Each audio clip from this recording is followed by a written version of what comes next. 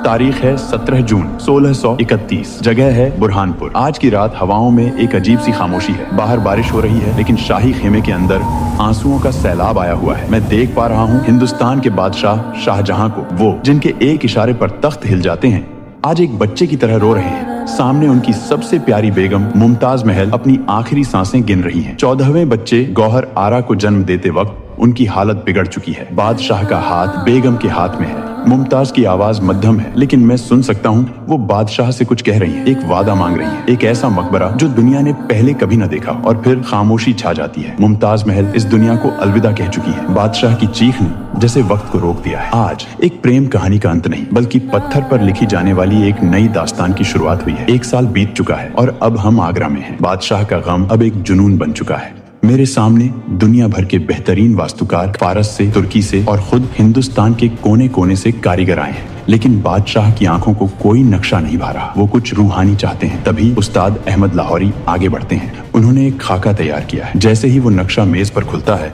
बादशाह की आंखों में पहली बार एक चमक दिखाई दी है। ये सिर्फ एक इमारत नहीं है, ये जन्नत का एक अक्स है। इसे नाम दिया गया है रौजा-ए मुनव्वर, यानी जगमगाता हुआ मकबरा। लेकिन एक मुश्किल है, ये जमीन, यमुना के किनारे की ये जमीन राजा जयसिंह की है। ये रेतीली है, दलदली है। सवाल ये है कि क्या इतनी भारी इमारत का वजन यह गीली मिट्टी सह पाएगी? जनवरी 1632, कुदालों की आवाज से आगरा गूंज रहा है। ये कोई आम नींव नहीं खोदी जा रही। मैं देख रहा हूँ कि कारीगरों ने एक अजीब तकनीक अपनाई है। वो जमीन के नीचे गहरे कुएं खोद रहे हैं। यह यमुना की नरम मिट्टी को मात देने का तरीका है। हजारों मजदूर दिन रात एक करके इन कुओं को ईंट, पत्थर और चूने से भर रहे हैं। लेकिन रुकिए, नींव के सबसे निचले हिस्से में आबनूस और साल की लकड़ी के लट्ठ डाले जा रहे हैं। इंजीनियर बता रहे हैं कि इस लकड़ी की खासियत है, इसे जितनी नमी मिलेगी यह उतनी ही मजबूत होगी। यमुना का पानी, जो किसी और इमारत के लिए खतरा हो सकता था, इस मकबरे की रगों में दौड़ने वाली ताकत बनेगा। बादशाह शाहजहां खुद मुआयना कर रहे हैं। वो जानते हैं अगर नींव कमजोर हुई तो उनका प्यार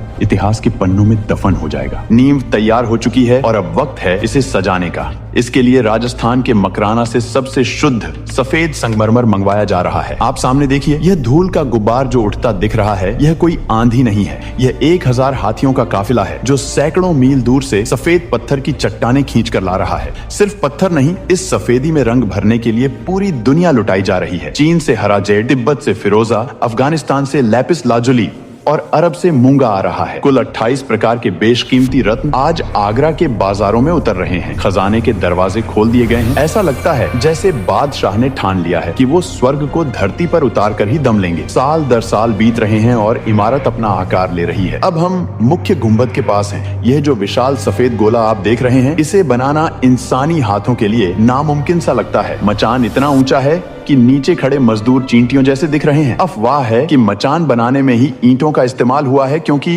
बांस कम पड़ गए थे। दीवारों पर देखिए, यह अमानत खान शिराजी हैं जो कुरान की आयतों को संगमरमर पर तराश रहे हैं। गौर से देखिए, नीचे के अक्षर छोटे हैं और ऊपर के बड़े, ताकि नीचे खड़े इंसान को सब एक बराबर दिखे। यह विज्ञान और कला का ऐसा जादू है जो मैं अपनी आंखों से देख रहा हूँ, लेकिन यकीन करना मुश्किल है। सफेद पत्थर पर काले पत्थर की यह नक्काशी, जिसे पितरा दूरा कहते हैं, ऐसी लगती है जैसे कागज पर कलम चली हो। तकरीबन 22 साल, 20,000 मजदूर और बेहिसाब दौलत के बाद आज साल 1653 है। इमारत मुकम्मल हो चुकी है। यमुना बह रही है और उसके किनारे खड़ा है ताजमहल। मैं देख रहा हूँ बादशाह शाहजहां अब बूढ़े हो चुके हैं। उनकी दाढ़ी सफेद है, कमर झुक गई है। वो जन्नत के इस दरवाजे को निहार रहे हैं। शायद उन्हें सुकून है कि उनका वादा पूरा हुआ। यह सिर्फ पत्थर नहीं है, ये मुमताज महल का रूप है जो हर पहर बदलता है। सुबह गुलाबी, दिन में सफेद और चांदनी रात में सुनहरा। सदियां बीत जाएंगी, सल्तनतें मिट जाएंगी, लेकिन यह गवाह रहेगा कि एक बादशाह ने अपनी बेगम से कितनी मोहब्बत की थी। मैं, वक्त का मुसाफिर, आज इस अजूबे को बनते देखकर